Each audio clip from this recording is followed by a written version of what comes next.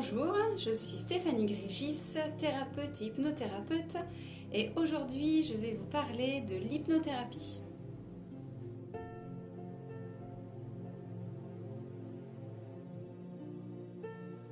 C'est un naturel que l'on vit tous les jours. Par exemple, quand vous êtes en voiture, que vous partez d'un point A pour aller à un point B, et bien à un moment, pendant le temps du trajet, on décroche un petit peu, on dit qu'on est dans la lune.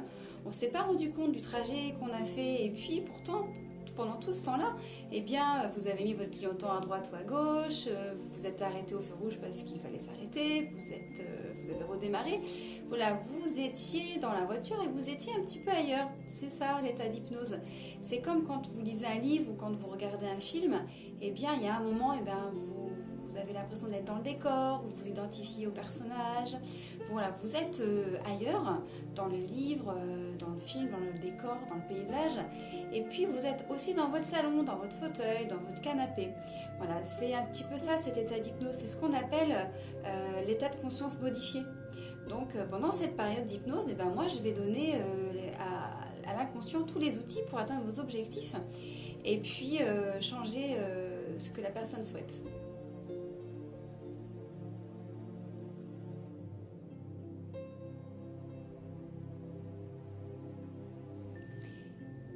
Pour beaucoup de choses, le manque de confiance, le stress, l'angoisse, l'hypnose est indiquée aussi sur les douleurs, sachant que derrière une douleur, il y a un stress qui augmente cette douleur. Donc on travaille sur le stress et ça va permettre à la douleur d'être moins forte, de mieux la tolérer.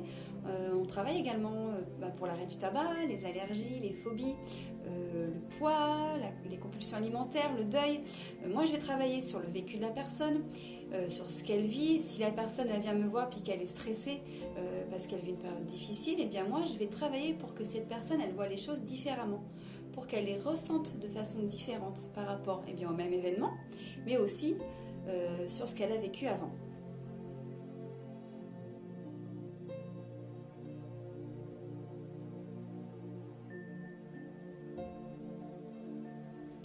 Oui, l'hypnose est un état naturel, donc oui, on est réceptif. Quand vous venez consulter, c'est vous qui allez faire l'hypnose. Moi, je vous accompagne pour que vous rentriez en état d'hypnose avec différentes techniques. Si une personne vient parce qu'elle souhaite arrêter de fumer, car son conjoint ou sa conjointe lui a demandé d'arrêter, mais que cette personne finalement elle n'a pas vraiment envie, ça ne fonctionnera pas. Voilà, le plus important c'est de savoir si la personne a vraiment envie de faire un travail sur elle. Et puis chaque personne va à son rythme. Voilà, l'inconscient c'est tout ce dont la personne n'a pas conscience. Donc moi je travaille avec la personne, mais aussi avec son inconscient.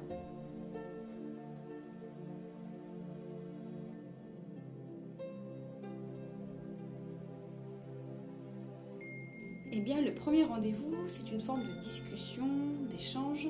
La personne, elle me dit son objectif, sa problématique, ce qu'elle veut changer de façon objective. Pendant l'échange, moi, je récupère les événements qui ont été durs, mouvementés, je prends des notes, voilà, et puis qui peuvent être aussi à l'origine de la problématique de la personne pour atteindre ce qu'elle souhaite. Il n'y a pas d'hypnose la première séance, on fait connaissance, voilà, on a besoin de cet échange, ce premier échange-là, pour discuter de tout cela. La personne, elle sait ce qu'elle ne veut plus, mais il faut qu'elle sache ce qu'elle souhaite, ce qu'elle veut. Donc moi, je l'aide à cela. Et puis la deuxième séance, on fait l'hypnose. Moi, cette hypnose, je l'aurais travaillée en amont, selon ses objectifs à atteindre, et puis toutes les prises de notes lors du premier rendez-vous. Voilà. Donc chacun a sa façon différente de penser, à ses propres croyances. Je ne vais pas faire ce que la personne ne veut pas faire. Il n'y a pas d'hypnose, de spectacle ni de rue. C'est pas du tout dans cette pratique. On est dans une pratique de bienveillance, de confiance. Voilà, c'est comme ça que ça se passe. Tout ce qui est dit dans le cabinet, bien sûr, reste dans le cabinet, c'est confidentiel. Et puis ensuite, l'hypnose, elle se passe au cabinet. Moi, je suis assise ici, la personne est juste à côté sur le fauteuil. Et puis, elle a un casque sur les oreilles qui est comme cela.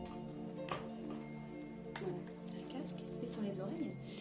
Donc, dans ce casque, il y a de la musique douce qui est diffusée. Alors, ce qui est bien, c'est que ça permet vraiment de filtrer les bruits extérieurs.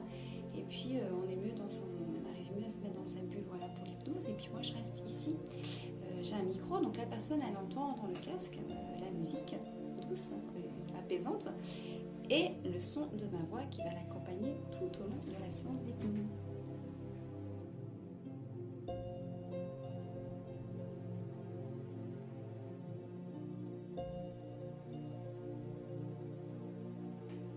Que vous soyez nerveux, dans le contrôle, c'est pas un souci pour moi. L'hypnose, c'est pas de la relaxation. Donc c'est un travail pour que les choses changent. Il n'y a pas besoin de se détendre. Donc si vous venez me voir et puis que vous voulez prendre ce moment-là pour vous détendre, eh ben, c'est très bien. Mais sinon, si c'est pas le cas, c'est pas grave.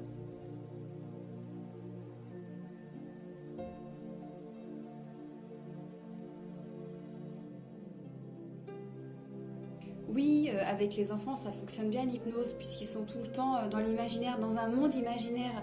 Donc avec les enfants, ça fonctionne bien, effectivement. Moi, je reçois d'abord les parents avec l'enfant, on parle de ce qui ne va pas, de la problématique, et puis après, je reste avec l'enfant ensuite, et puis pour voir ce que lui, il en pense. Des fois, c'est un peu différent, il a sa façon de voir les choses aussi. Voilà. Avec les ados, c'est à peu près la même chose, on réajuste par rapport à l'âge, mais on travaille à peu près de la même façon.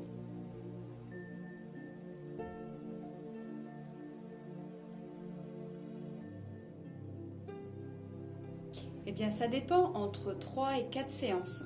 Des fois plus ou moins. Ça dépend des séances. L'objectif, c'est pas de vous garder longtemps, hein. C'est de vous aider à atteindre votre objectif. Donc, et puis, si cela est plus long, eh bien parce que la problématique, elle est plus compliquée. Et donc, l'accompagnement est plus long.